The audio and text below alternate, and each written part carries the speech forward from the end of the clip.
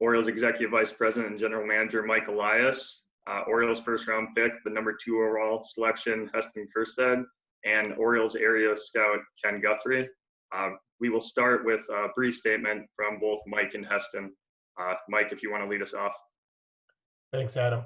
Thanks for joining us, everyone. I think, as we're all aware, the Orioles have signed our first round selection from the 2020 draft, Heston Kjerstad, outfielder from the University of Arkansas.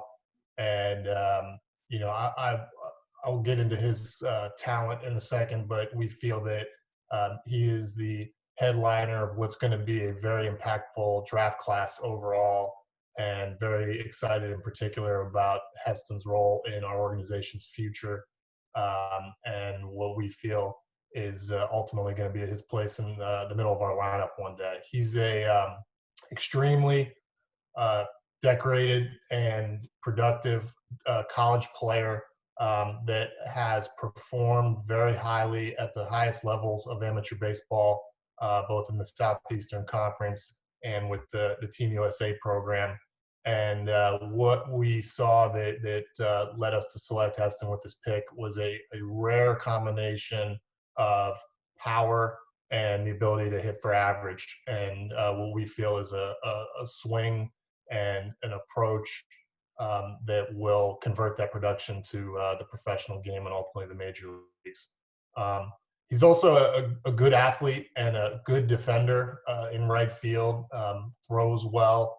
Some of our scouts think he's got an above average to plus arm, and it's a really strong profile for a corner outfielder in today's game. So, ultimately it's a player that we're just very excited about on a number of levels, but particularly the fact that we feel that he's got the potential to be a middle of the order left-handed bat is something that's hard to find. And we were thrilled to select him and bring him into our organization, even in this strange and uncertain time, where we're signing players and not being able to send them to play in the minor leagues. We're excited to acclimate him to our organization and get him going. So, want to congratulate Heston for joining the Orioles and his achievements thus far, and we're just really happy to have him aboard. Thanks, Mike. Heston, if you'd like to say a quick word. Yeah, no, I'd just like to thank everyone that helped get me to this moment. Definitely didn't do it on my own. It takes a group of people, whether it's my parents, my high school coaches, or everyone at the college I went to. There's a ton of people that backed me this whole time. And then also a huge thank you to Mike Elias and the Baltimore Orioles for giving me a shot at playing professional baseball. And, I'm just excited to get my professional career started. Thanks, Heston. We'll start with that predetermined order for questions. And remember, if you have a question following that, please enter your name, affiliation, and the person the question will be directed to. We'll start with Rock Kubatko of MASNsports.com. Rock. Thank you. Hey, Mike, what's next for Heston now that you have him signed? And is the work that you're going to be able to get for him without a minor league season going to influence where you would assign him next year? Yeah, we'll see. I mean, look, it's a question that applies to every minor league baseball player in the world right now, and it's not just him.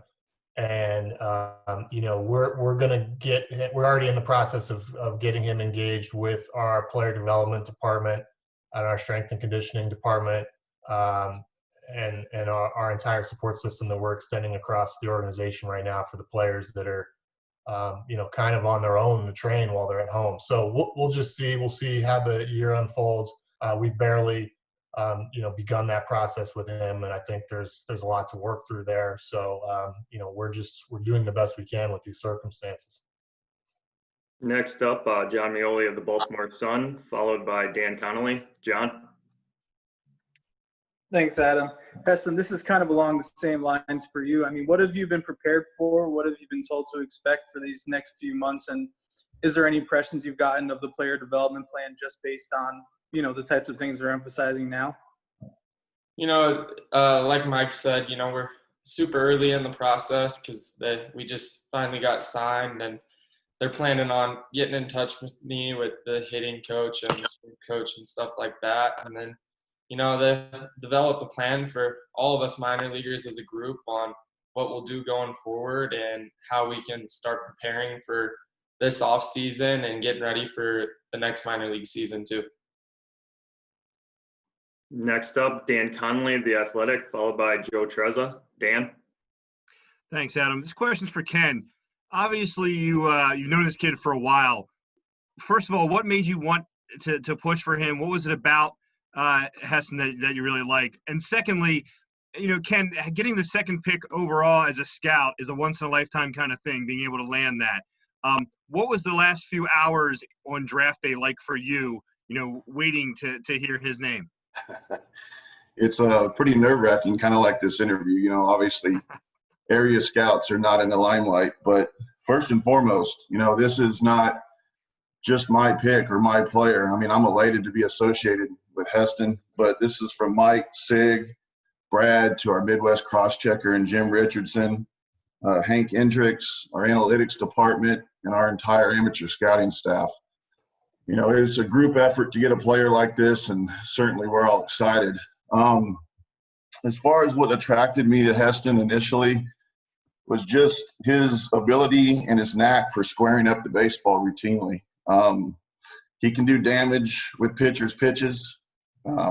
He shows power to all fields. He has natural hitter's instincts. He profiles well in right field, like Mike said. And the best part is he'll maximize his potential and his tools with his hard work, his ethic, and his genuine love for the game. Next up, we have Joe Trezza, MLB.com, followed by Rich Dubroff. Joe?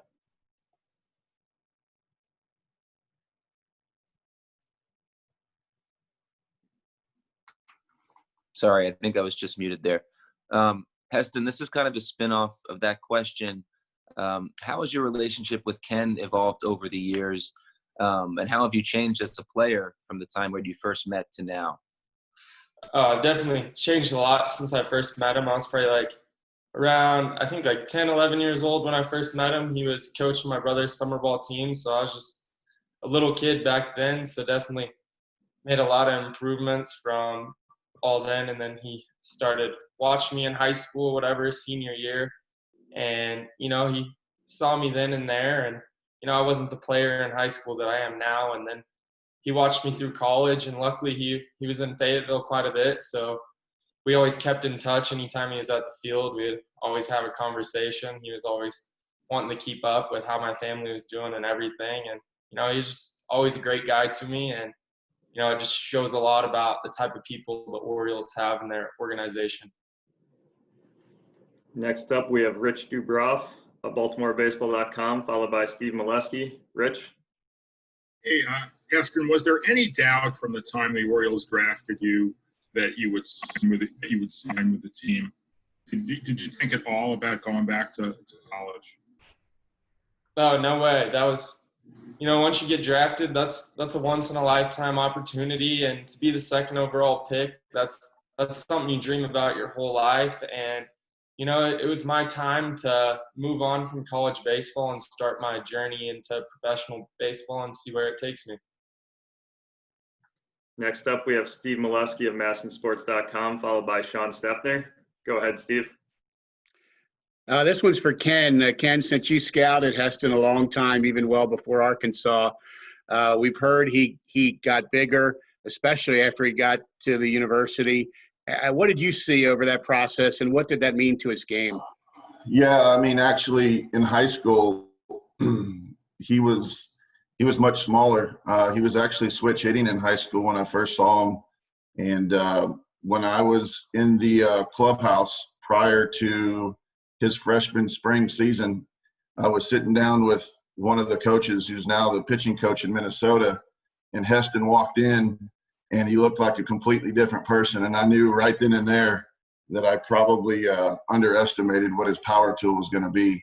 And immediately going into that spring of his freshman year, he proved my notion right that day. So, sometimes as scouts, we do the best we can to project, but, players do get bigger, they get better. And, certainly Heston showed the advancements that he made strictly physically coming out of high school into his, initial year there at Arkansas.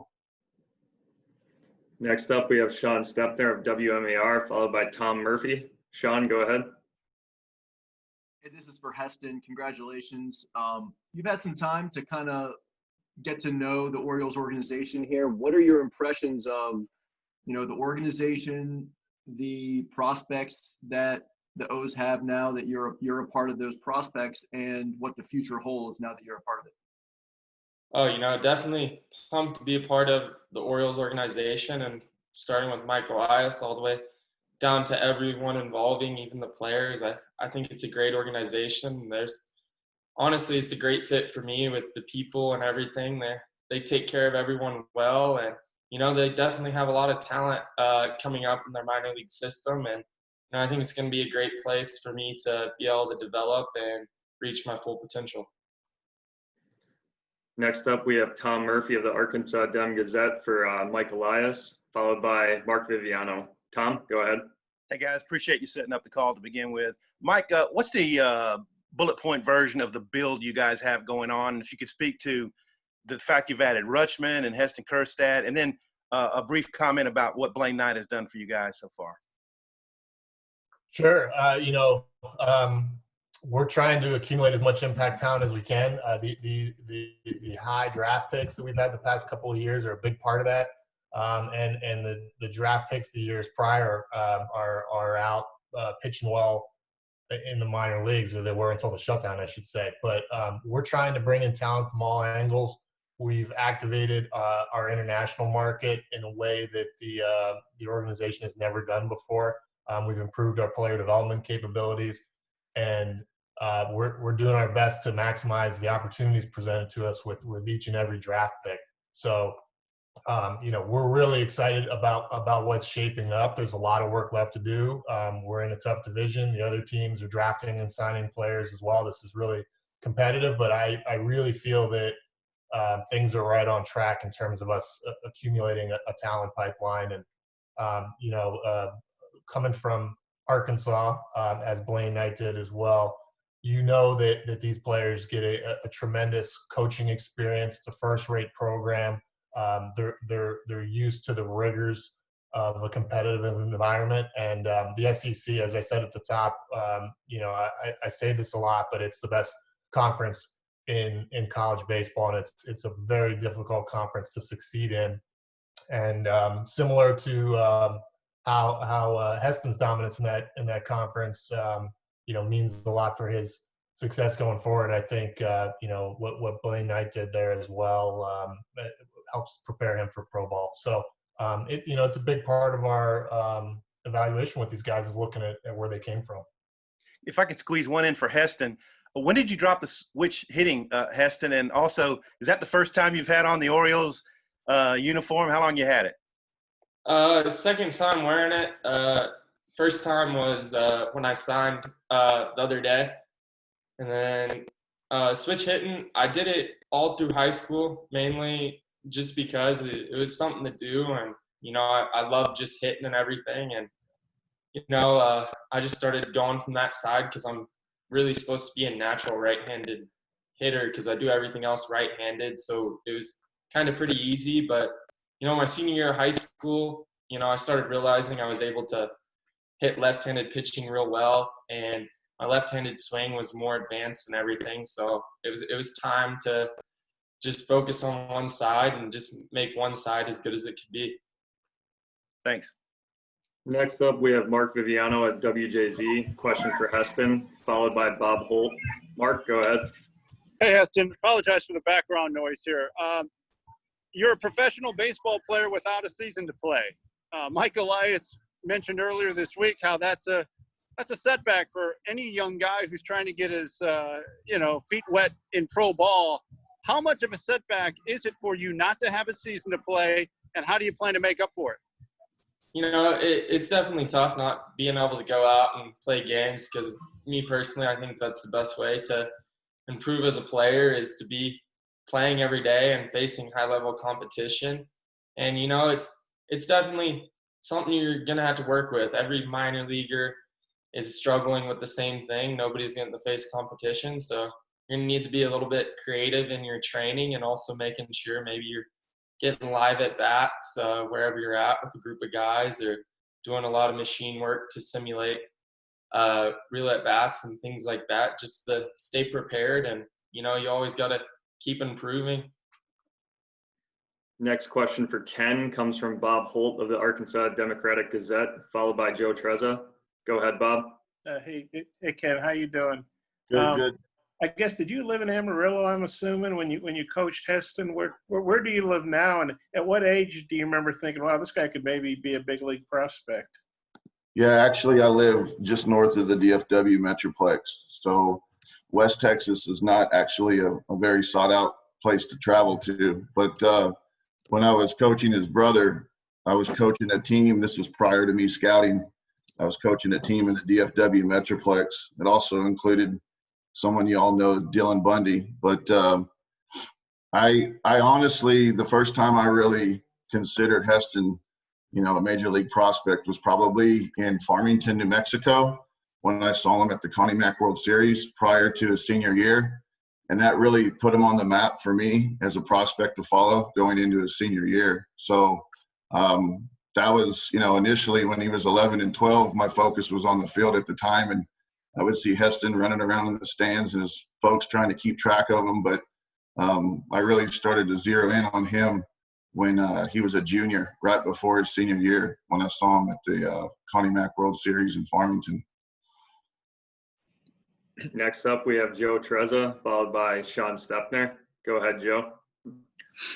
Hey, Heston. It seems like when everybody talks about the kind of player you are and the kind of prospect you've become, whether it's you or Ken or Mike, they talk about how much you've grown physically and how much stronger you've gotten. But your swing seems like a pretty unique swing. I'm wondering, where did that come from, and how did that evolve over your time at Arkansas, and who kind of takes credit for helping mold that? It's a natural developed swing. I didn't grow up really going to lessons or anything like that. It was just me and my dad. We would go up to the cage practically almost every day, and he would just throw me BP, and I would just hit and try to hit the ball as hard and as far as I can to all parts of the field. It just slowly developed, and that's what worked for me. And, I take all the credit for it because, I was the one who mastered it. And, it's kind of like playing the guitar. It's my form of art, and you kind of have your own unique rhythm or whatever you want with it. And when I went to Arkansas, Coach Thompson, he's individual to everyone. If this works for you, or he thinks this will work for you as a hitter, he'll help you out, and then he'll go to the next kid and he'll teach it different. So it was really cool to be in a program like that really catered your approach to the style of player or hitter you are. Next up, we have Sean Stepner, followed by Nathan Ruiz. Sean, go ahead. Thanks, Adam. This is for Mike. Just a couple real quick. Any consideration toward Heston being part of the 60-player pool? And kind of on the topic of, the players reporting today to Camden Yards with player intake screening, have you any update you can give us on that? Have you heard how that's going? Going okay so far from everything that has come my way, and we can tell. I mean, it's going to be an ongoing process, but we're starting the season. We're getting going here, and we're going to have a workout in a couple of days on the 3rd. Yeah, I mean, with the pools, that's something that we're assessing and deciding as we go with any candidate for that pool. Our analysis of the rules and the season and the way it's structured is that bringing up young minor leaguers for player development purposes, has some risks in terms of your roster flexibility, and potentially, if you have to tap into the depth on your roster, you're going to need those spots potentially during the year. And players that are not on the 40-man roster, you can't get them out of that pool if you ever need to without releasing them effectively. And obviously nobody wants to do that. So we're taking those decisions pretty slowly and carefully. And that's why we've only announced 44 players so far. So we'll just see how it all unfolds. Next up, we have Nathan Ruiz of the Baltimore Sun. His question's for Heston. And just a reminder, if you have a question, please put your name, affiliation in the chat box. Go ahead, Nathan. Thanks, Adam. Hey, Heston. Mike mentioned earlier kind of the depth and the advancement of the Arkansas program. I was wondering your comfort level, your familiarity with some of those newer hitting technologies, your familiarity with advanced statistics, and just how comfortable you'll be in reading those, seeing those once you're in the Orioles organization. Yeah, luckily being at Arkansas, they provide all of that, whether it's Rep, Soto, TrackMan, Blast, anything and everything. They were giving us access to all of it. And, it was definitely really cool because we're able to kind of learn it. And definitely being in college, we really don't have legit analytics dude. So quite a bit of it was on your own, trying to figure out how to work the systems and stuff like that. So it really gave you a good understanding of the numbers, and you could analyze your own stuff whenever you wanted. So that was really handy being around it. Next up, we have Jerry Coleman from 105.7 The Fan. His question's for Mike. Go ahead, Jerry. Mike. Thank you, Mike, and thanks for taking the time. As far as from your perspective, first of all, are you at Camden Yards? I have no idea where you are, so I don't even know if you're there. And as far as what you're learning, is everyone anticipated still to be there and report by the end of the week? And one other question in terms of the schedule, have you heard anything about a date for a release? I do not know when the schedule is going to become public. I've seen drafts of it myself, but I don't know the answer of when it's going to become public. I'm sitting in my house right now, but yeah, the beginning of the season is we've launched the intake. It's underway, and we're moving along right now, and people are. Players are undergoing intake as we speak. Next question comes from Bob Holt. This question's for Heston. Go ahead, Bob. Hey, Heston, how you doing? Congratulations.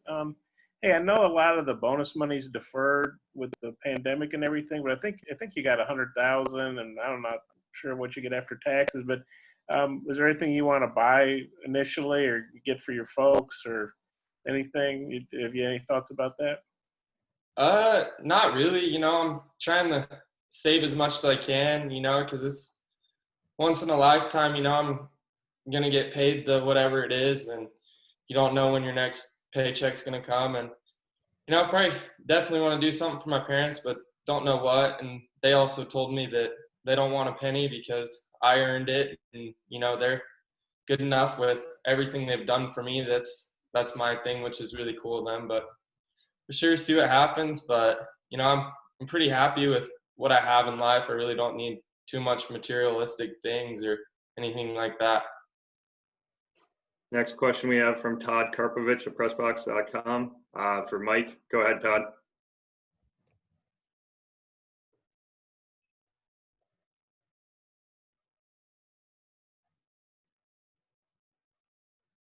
Oh, I'm sorry, Mike. Can you hear me? I'm sorry. I'm sorry if you didn't ask this question. Have you gotten any guidance as far as fans being able to attend games during the season? Yeah, I think that's something that will be continually assessed as circumstances in the world allow. And right now it's not on anyone's mind. And I'm speaking in terms of all 30 teams. We're trying to focus on getting the players playing safely first. Thanks. All right. Thank you all for joining us. Thanks to Mike, Ken, and Heston for joining us as well. And this will wrap it up for us. Thank you. Thanks, everyone. Thanks. Thank you.